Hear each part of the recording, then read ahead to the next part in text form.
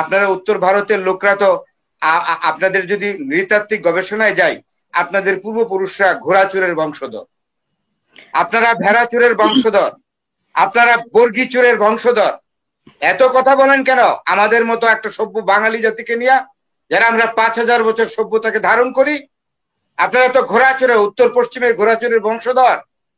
আপনারা এখানে ভারতবর্ষে ঢুকেছেন, নিজেদেরকে বলেন ভারতীয় লোক, অন্যদেরকে বলেন বিদেশ থেকে এসছে। আপনারা ডায়াসপোরা।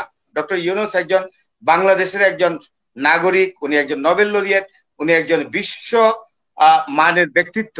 এই মানুষটাকে আমি তো বলবো তারা পরশ্রী কাতরতায় ভুগে। ডক্টর ইউনূসের যে এত ব্যক্তিগত জৌলুস সারা বিশ্বে, তার যে বিশ্বব্যাপী এত সম্মান, এতে তাদের প্রতিনিয়ত গাত্র দেওয়া হচ্ছে কেন? গাত্র দেওয়া হবে কেন?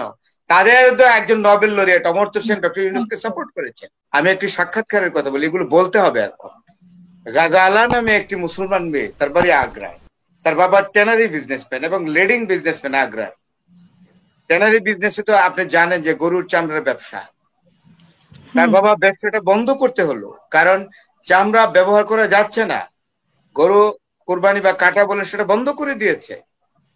এমন পর্যায়ে গেছে এদের বাড়িতে তখন মবক্রেসি তৈরি হয়েছে, হিন্দু মবরা এদের বাড়িঘর ভেঙে ফেলার মতো অবস্থা। এই গাজাওয়ালা যখন সাগাবে, খুব এডুকেটেড মেয়ে, তার বাবাও খুব মানেড ম্যান, বড় ব্যবসা মনোপলি বিজনেস ছিল আগ্রা শহরে, ট্যানারি বিজনেসে। সেই মেয়েটা ডিসিশন নিল যে এন্টায়ার ফ্যামিলি তারা কানাডায় সেটেল করবে।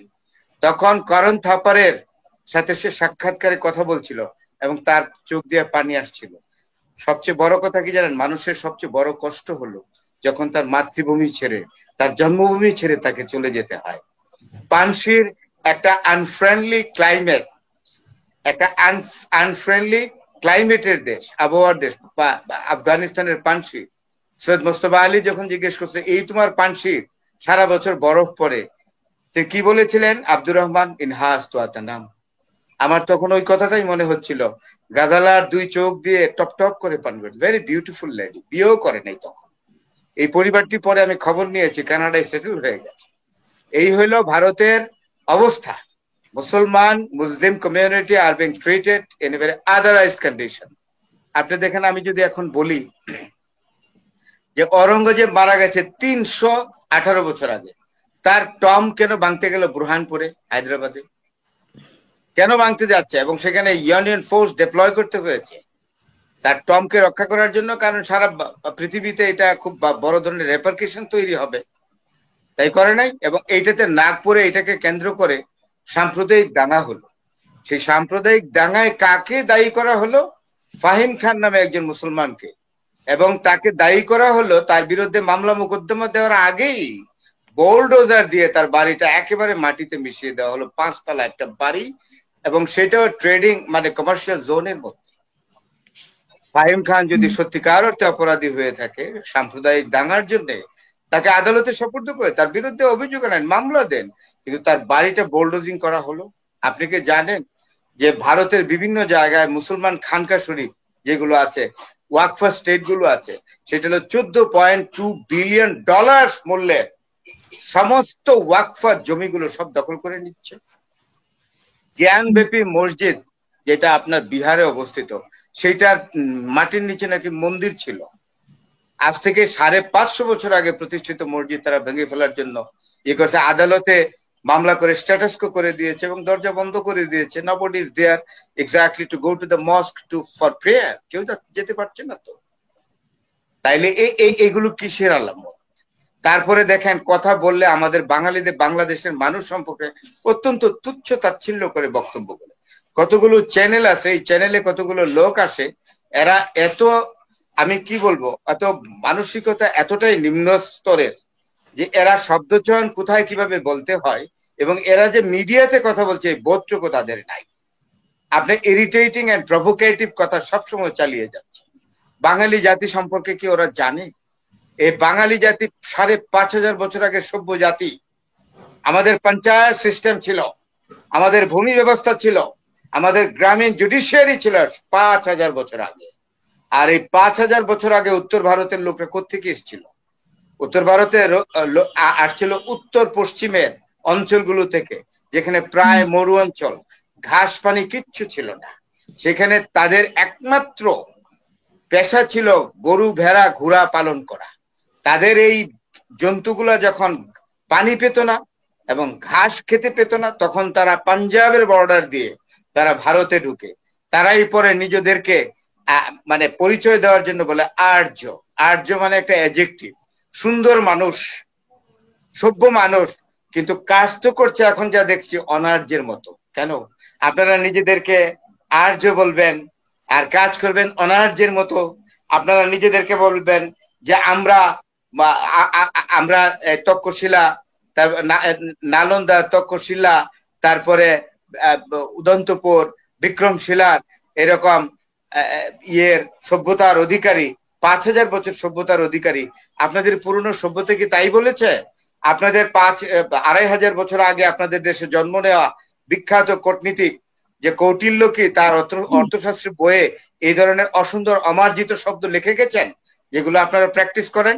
আপনারা উত্তর ভারতের লোকরা তো আপনাদের যদি নৃতাত্ত্বিক গবেষণায় যায়, আপনাদের পূর্বপুরুষরা ঘোড়াচুরের বংশধর, আপনারা ভেড়াচুরের বংশধর, আপনারা বর্গীচুরের বংশধর। এত কথা বলেন কেন আমাদের মতো একটা সভ্য বাঙালি জাতিকে নিয়ে, যারা আমরা 5000 বছর সভ্যতাকে ধারণ করি? আপনারা তো ঘোড়াচুরে, উত্তর পশ্চিমের ঘোড়াচুরের বংশধর। আপনারা এখানে ভারতবর্ষে ঢুকেছেন, নিজেদেরকে বলেন ভারতীয় লোক, অন্যদেরকে বলেন বিদেশ থেকে এসছে। আপনারা diaspora. You have to go to the history of 5,500 years ago. Please find out your ethnicity. How did you come and get restored in India? যান পড়েন গিয়া। নিজেরা তো অত্যন্ত পড়ার বড়াই করেন, মনে হয় যেন সৃষ্টিকর্তা সমস্ত পড়াশোনার দায় দায়িত্ব আপনাদের ইন্ডিয়ানদেরকে দিয়ে দিয়েছে, আর আমরা বসে বসে আঙুল চুষছি। এই তো, এগুলো ঠিক না। আমি বলতে বাধ্য হইলাম আজকে যে আমি কতদিন দেখছি এত ইরিটেটিং, এত প্রভোকেটিভ বক্তব্য রাখে আমাদের দেশের সরকার প্রধানের বিরুদ্ধে। সরকার প্রধানকে বিন্দুমাত্র কোনো সম্মান দিয়ে কথা বলে। এত highly qualified educated Nobel laureate একটা মানুষকে যাচ্ছে তাই কথা বলে, আমি কেন ডিফেন্ড করবো না? As a citizen of Bangladesh, I have got the right to defend my head of the government. আমি কেন করবো? আওয়ামী লীগ যখন ক্ষমতায় ছিল তখনও তো এরকম কথা বলতো ডক্টর ইউনূসকে নিয়ে। হ্যাঁ বলতো তো, ডক্টর ইউনূস তো দেখিয়ে দিয়েছেন উনি ভালো কাজ করেননি। বলে একটা চুক্তি হয়েছে, চুক্তি একটা হয় না, 9টা চুক্তি হয়েছে। কে বলেছে এগুলো? 9টা চুক্তি হয়েছে ইনক্লুডিং MOU। আপনারা কয়দিন পরেই পাবেন। আপনারা you will get the papers of 9 agreements including MOU। আন্দাজি কথা বললে তো হবে না। উনি তো এই বিমস্টেকে গিয়ে তো আপনি ভাষণও দিয়েছে ওইখানকার ইউনিভার্সিটি স্টুডেন্টদেরকে, মানে বেজিং ইউনিভার্সিটি, পিকিং ইউনিভার্সিটি স্টুডেন্টদেরকে উনি কথা বলেছেন এবং তারা শুনেছেন কথা।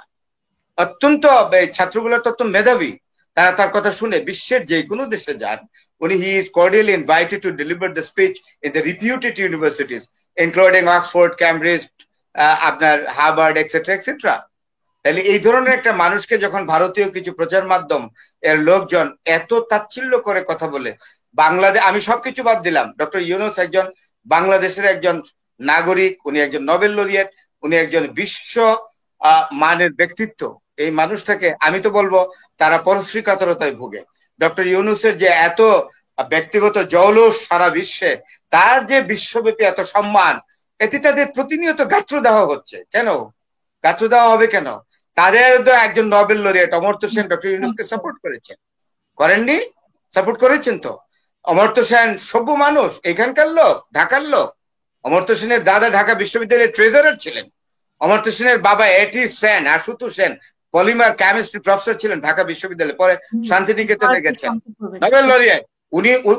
উনিও তো ডক্টর ইউনূসকে সাপোর্ট করেছেন। তা আপনারা কোথাকার হনু? আপনাদের কথা বললেই ডক্টর ইউনূস খাঁটা হয়ে যাবে? মোটেও না। আমি ভারতকে একটা কথা বলবো যে আপনারা আমাদের প্রতিবেশী রাষ্ট্র, আপনারা আমাদেরকে সহযোগিতা করেছেন।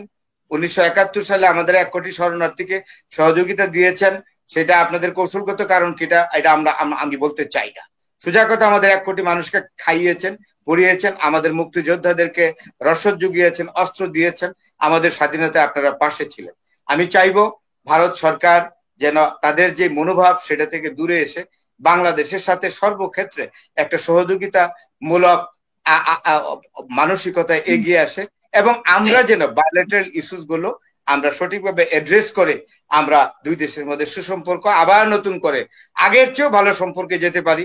আর দুইটা জিনিসকে ভারতকে মনে রাখতে হবে, নদীর পানির সুষম বন্টন according to the international principles of river commission, এটাতে করতে হবে। আর একটা বর্ডার কিলিং, এই জায়গায় অবশ্যই আমি বলবো অবশ্যই ভারতকে এই জায়গাটি অ্যাড্রেস করতে হবে প্রপারলি। কথায় কথায় বর্ডারের মধ্যে পাখির মতো গুলি করে বাংলাদেশি লোকজনকে মেরে ফেলবে। বাংলাদেশে বর্ডার সিকিউরিটি ফোর্স কটা ইন্ডিয়ান মেরেছে? মারেনি তো। একবার একটা রৌমারিতে একটা ঘটনা হয়েছিল, এছাড়া তো আমি কোনো কিলিং দেখি না at the hand of the border security forces of Bangladesh, but it is a very frequent matter that innocent Bengali people are being killed by the reckless fire of the BSF. Why? It should be stopped. Thank you very much.